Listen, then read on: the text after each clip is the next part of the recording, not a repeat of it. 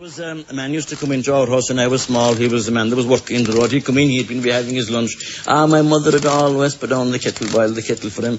And then he'd have the tea and the sugar and inside in a small mustard tin with the cover on it. And he'd have his lunch, then a bit of paper. But my mother would always cut something off the heel of her own cake and put out the plates there for him on the table. And he was so delighted, with that treatment that, of course, the road around our house used to get more attention than anywhere else. And to see him working with the shovel, this roadman, he'd skirt along the brow of the road, clear the water table, and then he'd collect up those ramblers, he'd chase them and collect them into a pothole and put a shovel of sand down them and then stamp it down with his foot like that. That was the steamroller at the time. Now this was when Ireland was being flooded with foreign alarm clocks. You'd get one of those alarm clocks for ½ crown.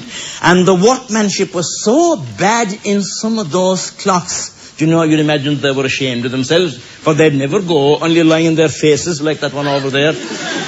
But whatever neck this roadman had, he could take one of those clocks apart, and isn't there a notion of cogs inside him? And then he'd be able to put the main spring back on the pivot, and he could put the clock together again, and after him that clock would go, and what's more, it would go standing up.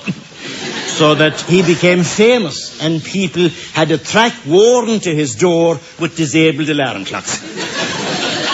In time he began to charge, and he was making a nice living out of it, so he was able to pitch the county council to the 79 devils. And to see him working there inside with all the clocks around him, well, he began to collect clocks. He had a clock there hanging up on the wall, and people said that clock was so old that the pendulum had worn, the shadow of the pendulum had worn a hole in the back of it. And to see him there with that thing like a neck stand inside in his eye, well, you would swear that he was trained in Switzerland.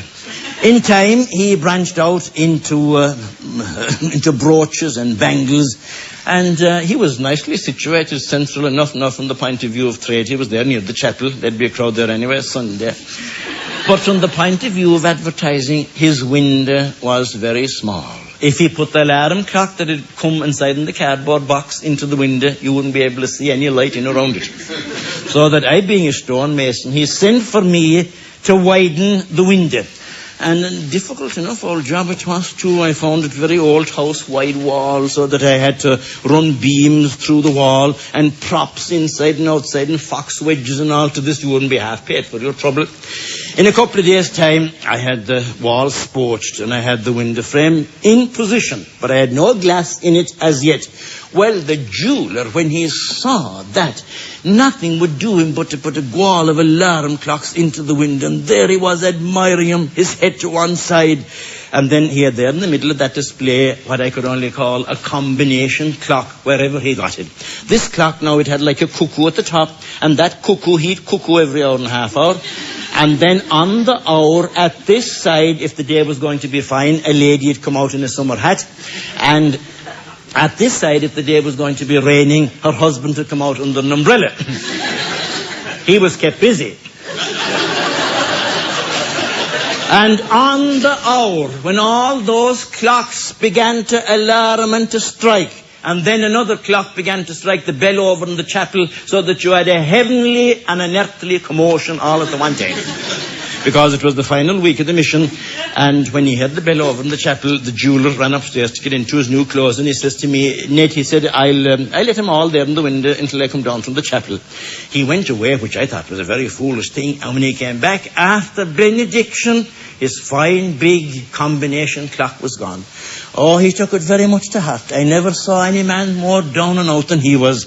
And then Saturday came, which was the final Saturday now for confessions, and I saw him going out the yard in his new clothes, and he said to me, did you go over with your story yet? I said, no.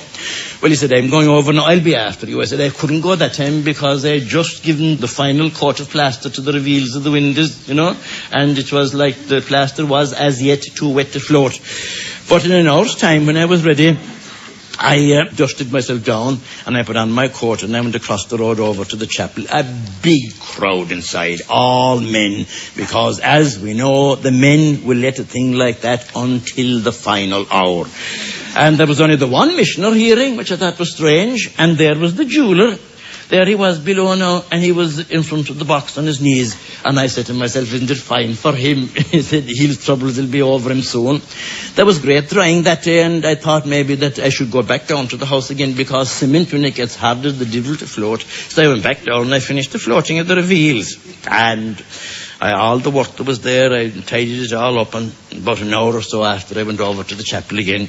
The crowd was just as big, and this time I got into line for confession, you know, in one seat and out the other, skeeting my hat in before me, until I came down, all right, to the box. And there was the jeweller. He was kneeling down in the same position. And as I was passing in, I couldn't help but remarking it. I said, Jim, I said, you must have the devil and all done. You're there since morning examining your conscience for confession. You're a net, he said. I'm not going to confession at all. I'm trying to find out who stole my clock.